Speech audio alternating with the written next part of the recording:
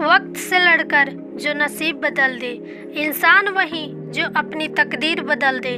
कल क्या होगा कभी न सोचो, क्या पता कल वक्त खुद अपनी तस्वीर बदल दे। भाग्य बड़ा या कर्म, ये प्रश्न तो चलता ही आ रहा है। गीता में भगवान श्री कृष्ण अर्जुन को कर्म करने का उपदेश देते हैं। भगवान कृष्ण अर्जुन से कहते हैं कि राज्य तुम्हारे भाग्य में है या नहीं, बात की बात है, पर तुम्हें पहले युद्ध तो लड़ना ही पड़ेगा, अर्थात कर्म तो करना ही पड़ेगा। एक कहानी है जिसके भीतर बहुत बड़ी सीख छुपी है। एक जंगल के दोनों ओर अलग अलग राजाओं का राज्य था और जंगल में एक महात्मा रहते थे। दोनों राजा उन्हें गुरु की तरह मानते थे।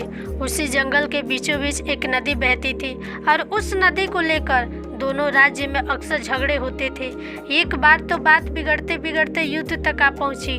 कोई भी राजा सुलह को तैयार नहीं था, युद्ध तो निश्चित ही था। दोनों राजाओं ने महात्मा के पास जाकर आशीर्वाद लेने का निश्चय किया। पहला राजा आशीर्वाद लेने पहुंचा तो महात्मा ने उसे कहा, तुम्हारे भाग्य में जीत नहीं दिखती, आगे ईश्वर की मर्जी। ये सुनकर राजा पहले थोड़ा विचलित हुआ, लेकिन फिर उसने सोचा कि यदि हारना ही है तो पूरी ताकत से लड़ेंगे, पर हार नहीं मानेंगे, और हार भी गए तो हार को दूसरों के लिए उदाहरण बना देंगे। दूसरा राजा भी आशीर्वाद लेने महात्मा के पास गया। महात्मा ने कहा, भाग्य तो तेरे पक्ष में ही लगता है। राजा तो ये सुनकर खुशी से भर गया। वापस लौटा तो इतना निश्चिंत जैसे कि उसने युद्ध जीत ही लिया हो। युद्ध का दिन आया, दोनों तरफ से बिगुल बजा।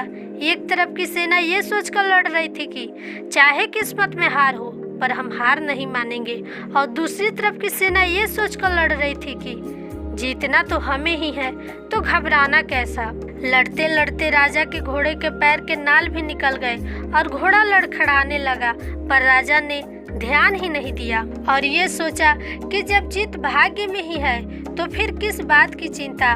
पर कुछ ही देर बाद घोड़ा लड़खड़ा कर गिर गया और राजा दुश्मन के हाथ पड़ गया और राजा की हार हो गई। युद्ध के निर्णय के बाद महात्मा भी वहां आ गए। दोनों ही राजाओं को यह जानने की जिज्ञासा थी कि आखिर भाग्य का लिखा बदल कैसे गया। उन्होंने महात्मा से प्रश्न किया। महात्मा ने मुस्कुराकर उत्तर दिया, राजन, भाग्य नहीं बदला, वह अपनी जगह बिल्कुल सही है, लेकिन तुम लोग बदल गए हो। उसने जीतने वाले राजा की ओर इशारा करते हुए कहा, अब आपको ही देखो राजन, संभावित हार के बारे में सुनकर आपने दिन रात एक कर दिया, सब कुछ भूलकर जबरदस्त तैयारी की, खुद हर बात का ख्याल रखा, जबकि पहले आपकी योजना सेनापति के बल पर युद्ध लड़ने की थी। और आप राजन, महात्मा ने बंदी राजा को कहा, आपने तो युद्ध से पहले ही जीत का जश्न मनाना आरंभ कर दिया था।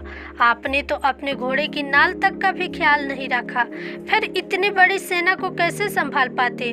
और हुआ वही जो होना लिखा था।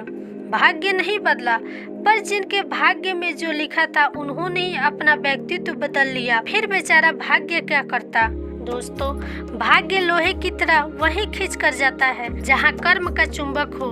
हम भाग्य के अधीन नहीं हैं, हम तो स्वयं भाग्य के निर्माता हैं। हमने जो भी कर्म किए वो संचित कर्म फल ही हमारा भाग्य है।